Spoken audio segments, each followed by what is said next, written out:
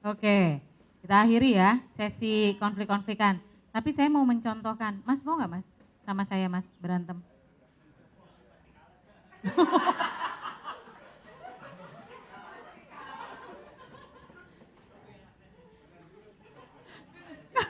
Kok udah pasti kalah aja, belum tentu. Enggak, kita nggak akan berantem. Yuk, sama temenin saya yuk. Yeay. Oke. Nih.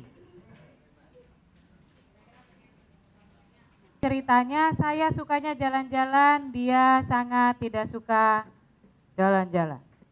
Kenapa sih kok Mas Adi nggak mau gitu kalau diajak jalan-jalan? Aku kan pengen loh jalan-jalan.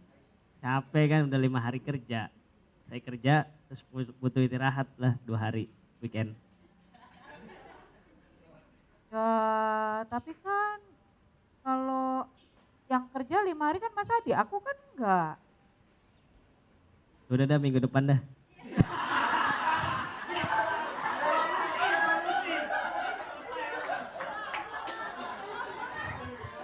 Selesai nggak konfliknya tuh kayak gitu? Saya, Selesai, on the spot. berarti saya bener kalah kan? Selesai konfliknya saat itu juga. Tetapi feelingnya Mas Adi bagaimana soal ini? Pending problem, ya, pending problem. Saya tetap tidak memahami kenapa kok dia nggak suka jalan-jalan. Sikap-sikap kayak gini itu seakan-akan sekilas menyelesaikan persoalan, tapi sebetulnya tidak sungguh-sungguh menyelesaikan persoalan. Ya kenapa? Karena pacarnya tetap nggak paham. Pacarnya tetap nggak paham kenapa nggak suka jalan-jalan. Ada persoalan yang lebih besar yang sebetulnya mengganggu, tapi akhirnya kita memilih untuk kompromi. Kita memilih untuk udahlah, ya udah deh ngikutin kamu aja deh daripada berantem. Ya. Kalau nggak ngikutin berantemnya makin parah, terus gimana dong? Seek first to understand, then be understood. Itu penting. Jadi jangan dikira kalau tidak jadi berantem itu persoalannya sudah selesai. Ya, kenapa? Karena proses seek first to understand-nya nggak terjadi.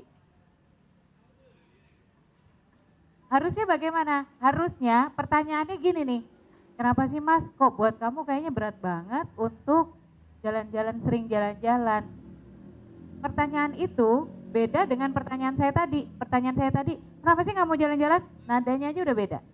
Nadanya menuntut. Sementara pertanyaan yang barusan, ya, saya berusaha untuk memahami. Kenapa sih Mas? Kok Mas tuh kayaknya berat banget kalau diajak jalan-jalan. Apa sebetulnya yang mengganggu? Ya, itu membutuhkan latihan memang. Membutuhkan latihan untuk tidak berhenti. Jebakannya itu sangat mudah untuk memilih mengalah.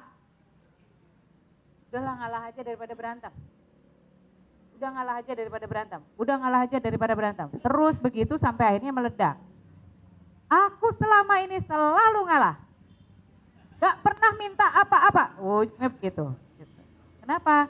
Karena prosesnya tidak dilakukan untuk seek first to understand, memahami terlebih dahulu, baru berusaha untuk memahamkan.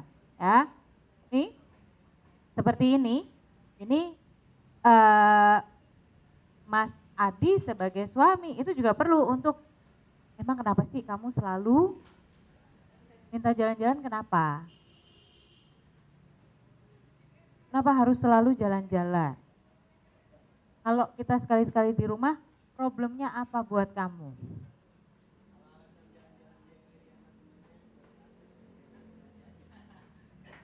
Oke, kalau alasannya teman-temanku yang lain juga jalan-jalan. Ya temanmu yang lain kan nggak pacaran sama aku.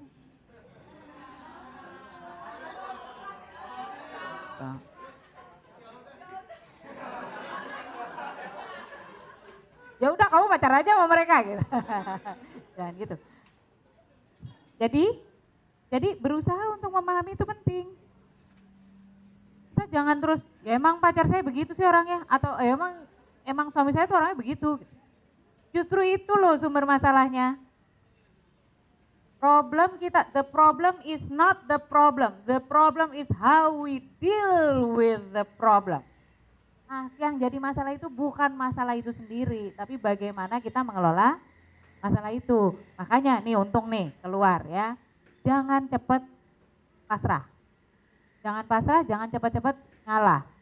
Tapi bukan ngajak berantem artinya gitu. Ya, bukan ngajak berantem. Jangan berhenti dengan mengalah, jangan berhenti dengan yang penting persoalannya sekarang berhenti. Jalan pintas itu selalu menimbulkan lebih banyak perkara daripada jalan yang semestinya. Jalan pintas selalu menimbulkan perkara lebih dari semestinya. Kenapa? Karena ada hal-hal yang tidak selesai kalau kita melakukan ngambil jalan pintas. Udahlah daripada berantem udah ngalah aja deh. Mau nonton apa? Pengabdi Setan, jangan dong nonton yang ini aja gitu. Wah kamu dari kemarin-kemarin nontonnya yang pilihan kamu melulu. Kok aku terus sih yang berusaha memahami kamu gak pernah memahami aku, merembet kemana-mana. Itu akhirnya udah Pengabdi Setan ayo. Gitu. Terserah. Nah kalau soal terserah, kalau kalau pasangan kita suka jawab terserah itu ada dua kemungkinan. Yang pertama dia pasrah dan dia nggak berani menyampaikan apa yang jadi kebutuhannya karena tahu dia pasti kalah.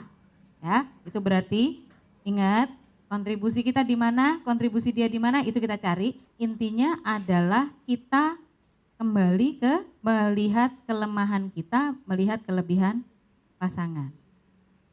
Kembali ke rumus pasti dia punya alasan melakukan ini dan kita seek to understand. Jangan berhenti dengan shortcut. Jangan mengalah. Jangan mengalah ya. Dalam konflik jangan mengalah. Jangan mengalah Pak. Dalam konflik jangan mengalah karena mengalah itu membuat masalahnya sebetulnya tidak selesai tapi kita menghentikan konfliknya. Itu kayak gencatan senjata. Gencatan senjata di dalam konflik antar negara, gencatan senjata itu bukan penyelesaian konflik. Itu hanya narik nafas. Kalau ada gencatan senjata, setelah itu baru kita negosiasi damai. Gimana nih supaya berhenti konfliknya? Gitu. Gencatan senjata, jangan ngalah ya besok-besok ya. Tapi jangan mengalah itu tidak berarti terus memperpanjang konflik gitu loh. Tapi balik ke sini. Mas Adi latihan untuk menggali mengapa dia begitu. Karena teman-temanku juga jalan-jalan. Masa kita nggak jalan-jalan? Kalau kita cari yang pas buat kita, tidak ngikutin teman-temanmu, kira-kira apa yang buat kamu bahagia? Hanya gitu. Kalau kita nggak ngikutin cara teman-temanmu mencari sesuatu yang memang membuat kita bahagia apa? Karena tujuannya kan untuk bahagia, gitu, ya. Jadi gitu teman-teman ya untuk konflik. Sebetulnya masih banyak cara-cara untuk untuk mengelola konflik, tetapi balik-baliknya sebetulnya ujung-ujungnya ya ini. Think win-win, hindari penghancur hubungan, waspada. Perhatikan soal sikap dan kata-kata yang kita pakai negatif positif.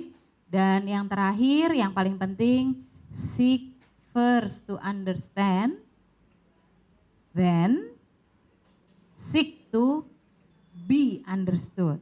Kita berusaha memahami, lalu kita membantu dia untuk memahami kita. Jadi teman-teman sekalian, memang kita tidak menyelesaikan sampai yang bagian terakhirnya untuk role play lagi. Harusnya masih ada satu role play lagi masing-masing, tapi nggak apa-apa. Semuanya ada di dalam buku.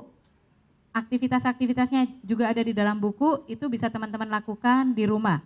Buku itu udah kayak buku babon, makanya tebel. Banyak sekali hal-hal yang tidak kita bicarakan tapi ada di dalam buku itu. Terutama di dalam mengelola konflik dan tantangan kehidupan berkeluarga. Jadi moga-moga apa yang kita bahas di sesi sore hari ini bisa membantu teman-teman untuk mengelola perbedaan dengan baik dan bergerak menuju keluarga yang sakinah, mawaddah, warohmah.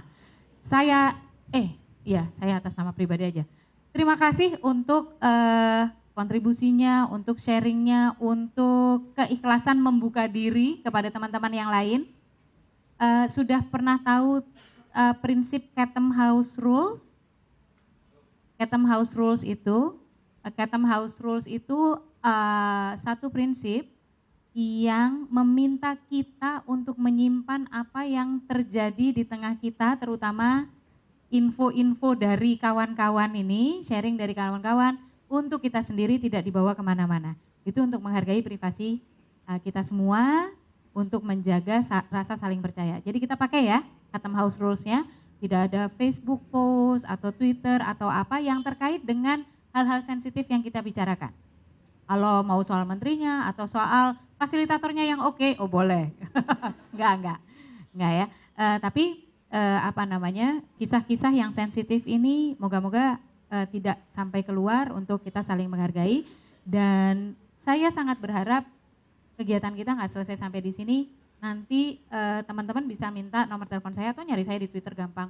Kalau memang mau bikin grup untuk terus mendiskusikan ini, pertemuan misalnya berapa waktu sekali, saya sangat bersedia gitu. Oke. Saya rasa itu, terima kasih. Assalamualaikum warahmatullahi wabarakatuh.